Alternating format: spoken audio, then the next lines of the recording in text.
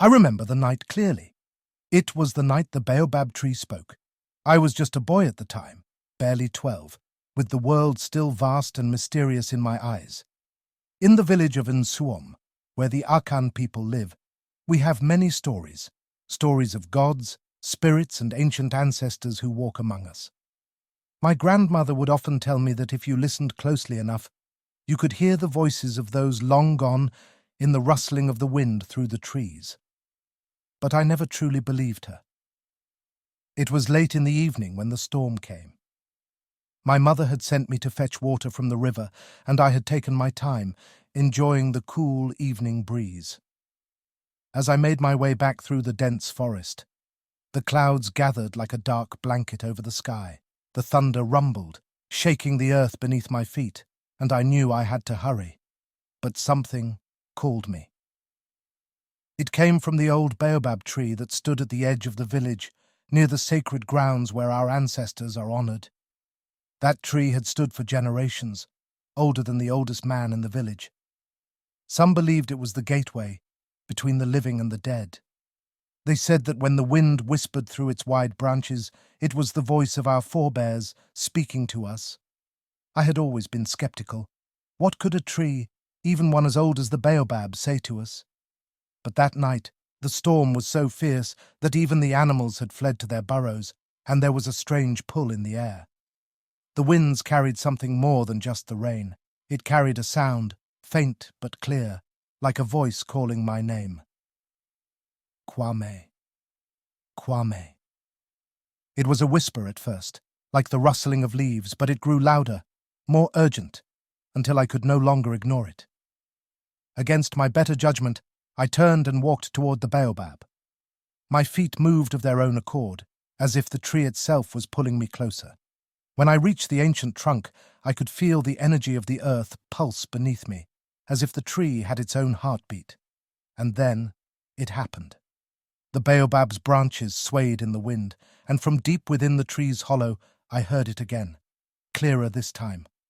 Kwame, your time is near. The spirits are restless. The ancestors have spoken. I froze in fear. My heart hammered in my chest.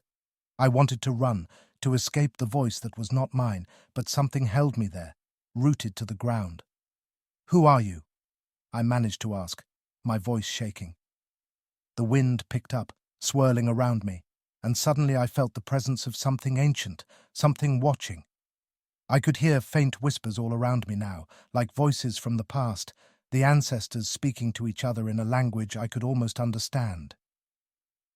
The child who will walk between worlds, the voice continued. The son of Nsuom must carry the weight of the spirits. The path will be difficult, but it is your destiny.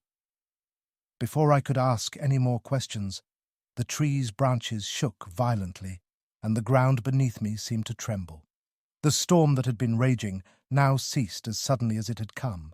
The night was still again, and the air had an odd calmness to it, as though everything had been set into place. I stood there for what felt like hours, trying to make sense of what had just occurred. My thoughts raced, and I could barely remember how I had gotten there, or how I would return home. When I finally turned away from the baobab, the voice had stopped, and the village lights twinkled softly in the distance as if nothing had happened. I returned home that night, but my mind was far from peace. Years passed, and I grew older. But that night, under the shadow of the baobab tree, has never left me. My life unfolded just as the spirits had predicted. I became the one to carry the stories of our ancestors, the one who could speak to the spirits in the whispers of the wind, just as they had spoken to me. In my village, I am now called Kwame Akyemfo, the one who walks between worlds. I know that my destiny, though difficult, is one I must embrace. And I understand now that the baobab tree did not simply whisper to me that night. It was preparing me, guiding me toward the path I was always meant to walk, one that would connect the past, the present, and the future. As for the voice in the wind, it is not a sound I hear only when the storm is fierce. It speaks to me still, whenever the winds rise, reminding me that the spirits are never far away.